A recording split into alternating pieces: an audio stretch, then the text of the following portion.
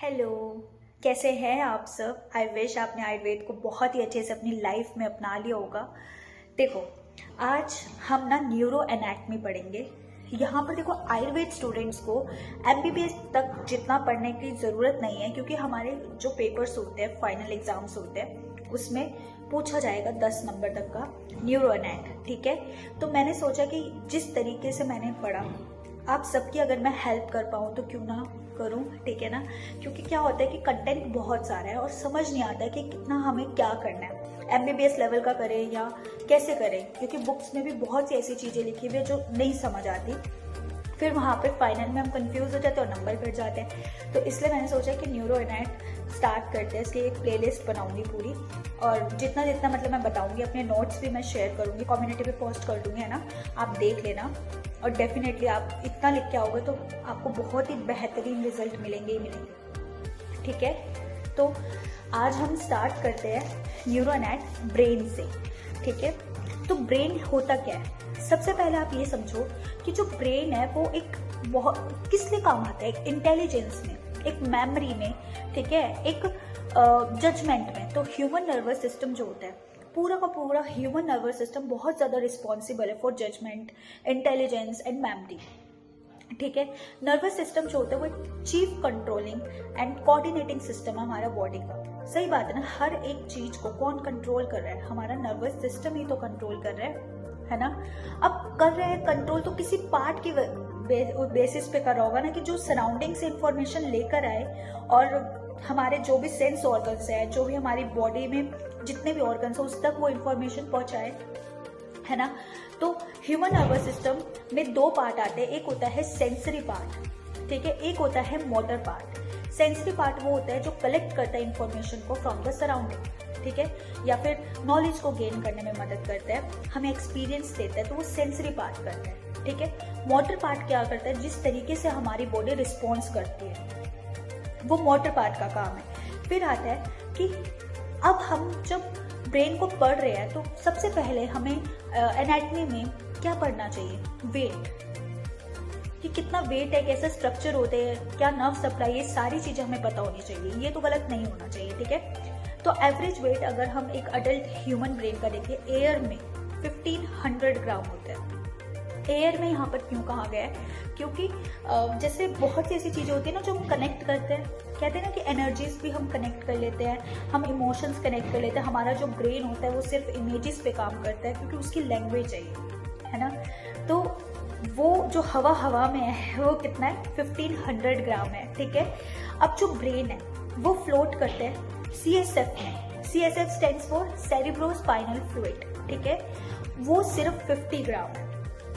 कितने प्रकार के न्यूरॉन्स यहाँ पर पाए जाते हैं? तो 200 बिलियन न्यूरॉन्स यहाँ पर पाए जाते हैं। ये था इंट्रोडक्शन। ठीक है, जब मैं कम्युनिटी में पोस्ट करूंगी तो आप देखना कि लिखने का जो पैटर्न होता है ना, वो भी बहुत ज़रूरी है यहाँ पर, है ना, क्योंकि लिखने की बेसिस पे भी यूनिवर्सिटी फेल कर देती है। तो इसलिए प्लीज़ इस चीज़ का ध्यान रखें। ठीक है, फिर आता है डिवीजन, किस प्रकार से नर्वस सिस्टम को डिवाइड किया गया है। तो एक होता है सेंट्रल नर्वस सिस्टम और एक होता है peripheral nervous system. Central nervous system जो होता है वो कंसिस्ट करता है ब्रेन को और स्पाइनल कॉर्ड को, क्योंकि यही है जहां पर इंटेलिजेंस भी है, मेमोरी भी है, हमारे इमोशंस है, सब चीज कहाँ से आ रही है? हमारी सेंट्रल नर्वस सिस्टम से।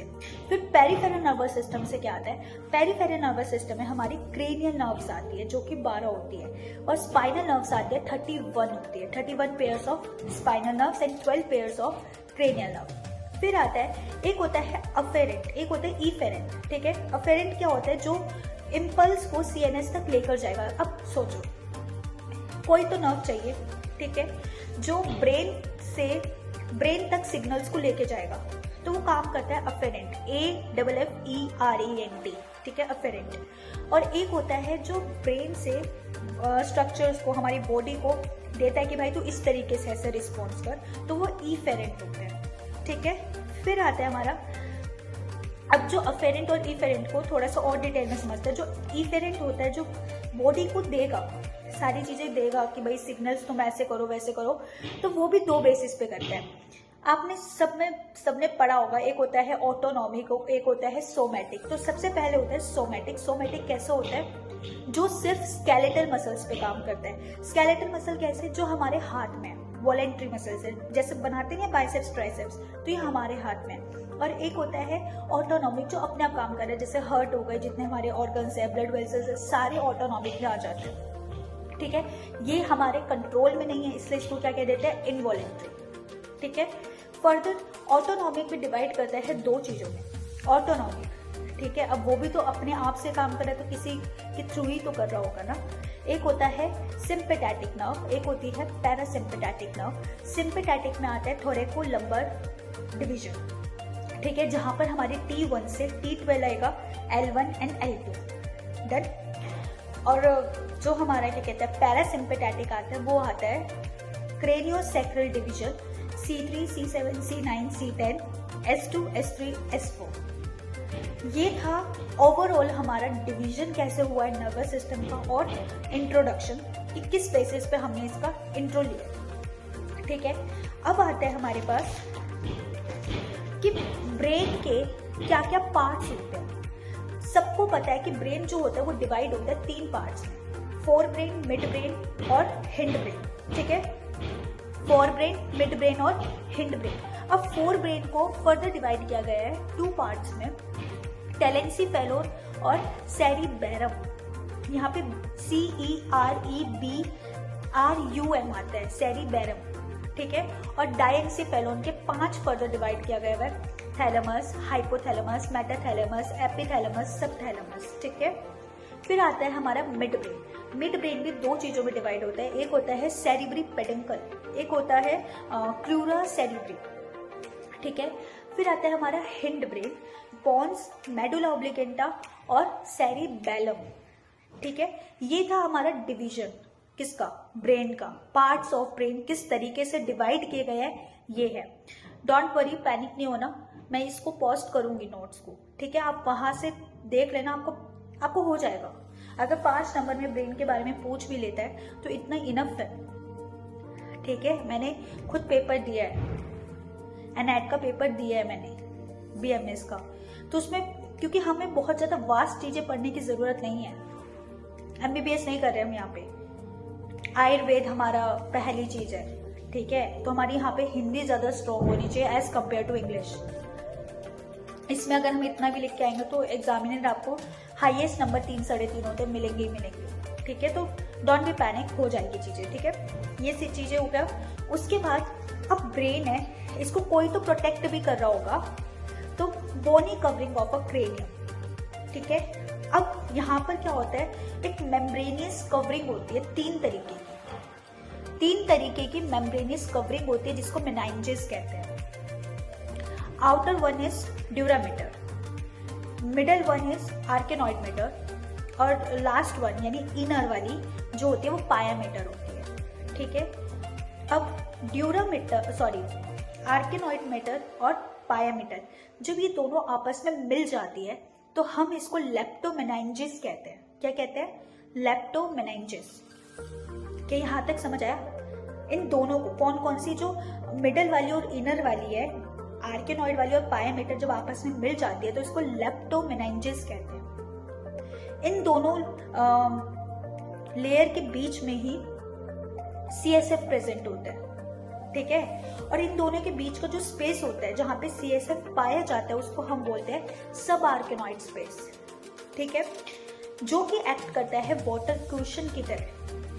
ठीक है, फिर थोड़ा सा लिखने में अगर आप एक्सप्लेन कर दोगे ड्यूरामीटर पायामीटर तो और अच्छा इंप्रेशन बनता है। तो ड्यूरामीटर, ड्यूरा का मतलब क्या होगा? हार्ड। सोचो, पहली लेयर तो हार्ड होगी ना, क्योंकि वो प्रोटेक्ट कर रही है। आउटर लेयर तो हार्ड होगी ना, क्योंकि वो क्या काम कर रहा है, वो उसको प्रोटेक्ट कर रहा है। ठीक है, तो ड्यूरामीटर, ड्यूरा मीन्स हार्ड। ठीक है, थिकेस्ट होगी, थिकेस्ट लेयर होगी, आउटर मोस्ट तो है ही, टफेस्ट मेम्ब्रेन होगी जो कि ब्रेन को कवर करती है। That's it. ठीक है, फिर आता है आर्केनॉइड मैटर। ये थिन होती है, ट्रांसपेरेंट होता है। ठीक है, जो कि लूजली सराउंडेड होता है ब्रेन पे। मिडल है ना, तो कैसे होगी? पतली, थिन, ट्रांसपेरेंट, जो कि लूजली सराउंड होती है ब्रेन पे।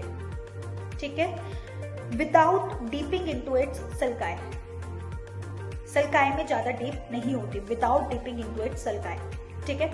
पायामीटर इनर मोस्ट लेयर है, और यहाँ पे ये बेटर डिफाइन करता है ब्रेन स्टेम को। अभी हम ब्रेन स्टेम जो मेन सारी चीजें सब कवर करेंगे, इससे बाहर क्वेश्चन नहीं आएगा, नहीं आएगा इससे बाहर। सिर्फ इतना भी कर लिया तो बहुत है, मोर देन इनफ है, ठीक है। और क्या क्या होता है यहाँ पे, एपीड्यूरल स्पेस होता है, एक्स्ट्रा ड्यूरल स्पेस होता है, सब ड्यूरल स्पेस होता है, सब आर्केनॉइड स्पेस होता है। यहाँ पर हमारा ब्रेन पूरी तरीके से खत्म हो गया, ठीक है। और अभी मैं आपको दिखा देती हूँ एक बार, इस तरीके से मैंने ऐसे वो बनाया हुआ है। देखो जिस तरीके से ऐसे लिखा हुआ है डिवीजन ऑफ नर्वस सिस्टम, ये देखो आपको यही लिख के आना है, ऐसे इंट्रोडक्शन में लिखना है ये सब। ये देखो यहाँ पे इफेरेंट आ गया, ये पार्ट्स ऑफ ब्रेन। तो इस तरीके से मैंने पूरी न्यूरो एनाट को खत्म किया था, और बहुत ही इजी वे में किया हुआ है। आप देख लेना, कम्युनिटी में पोस्ट कर दूंगी, अच्छे से करो, बेटर करो, डेफिनेटली रिजल्ट आएगा ही आएगा, ठीक है। Bye bye.